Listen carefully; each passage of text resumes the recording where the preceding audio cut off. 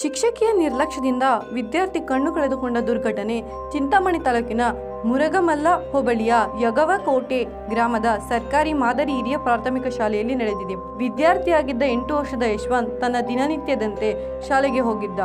ಆದರೆ ಅವನ ಜೀವನದಲ್ಲಿ ಆಘಾತಕಾರಿ ದುರ್ಘಟನೆ ಘಟಿಸಿದೆ. ಶಿಕ್ಷಕಿ ಸರಸ್ವತಿ ಶಿಸ್ತಿಗಾಗಿ ಬೇರೆ ವಿದ್ಯಾರ್ಥಿಯನ್ನು ಕೋಲಿನಿಂದ ಹೊಡೆಯಲು ಹೋಗಿ ಯಶವಂತ್ ಅವರ ಕಣ್ಣಿಗೆ ತೀವ್ರವಾಗಿ ಪೆಟ್ಟಾಗಿ ಪರಿಣಾಮವಾಗಿ ಅವನ ಬಲಕಣ್ಣು ಗಂಭೀರ ಹಾನಿಗೊಳಗಾಯಿತು. ತಕ್ಷಣವೇ ಪೋಷಕರು ವೈದ್ಯಕೀಯ ಚಿಕಿತ್ಸೆಗಾಗಿ ಕಣ್ಣಿನ ಆಸ್ಪತ್ರೆಗೆ ಕರೆದೊಯ್ದರು.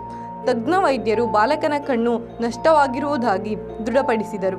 ಈ ದುರ್ಘಟನೆಗೆ ಶಿಕ್ಷಕಿಯ ನಿರ್ಲಕ್ಷ್ಯವೇ ಕಾರಣ ಎಂದು ಪೋಷಕರು ಪೊಲೀಸ್ ಠಾಣೆಗೆ ಹಾಗೂ ಕ್ಷೇತ್ರ ಶಿಕ್ಷಣಾಧಿಕಾರಿಗಳಿಗೆ ದೂರು ಸಲ್ಲಿಸಿದರು. ಆದರೆ ಯಾವುದೇ ಕ್ರಮ ಕೈಗೊಳ್ಳದ ಕಾರಣ ಬಾಲಕ ಯಶವಂತ್ ಹಾಗೂ ಅವರ ಪೋಷಕರು ನ್ಯಾಯಕ್ಕಾಗಿ ಶಿಕ್ಷಣಾಧಿಕಾರಿಗಳ ಕಚೇರಿ ಮುಂದೆ ಧರಣಿ ನಡೆಸಿದರು. ನಮ್ಮ ಮಗನ ಭವಿಷ್ಯ ಕತ್ತಲಾಯಿತು.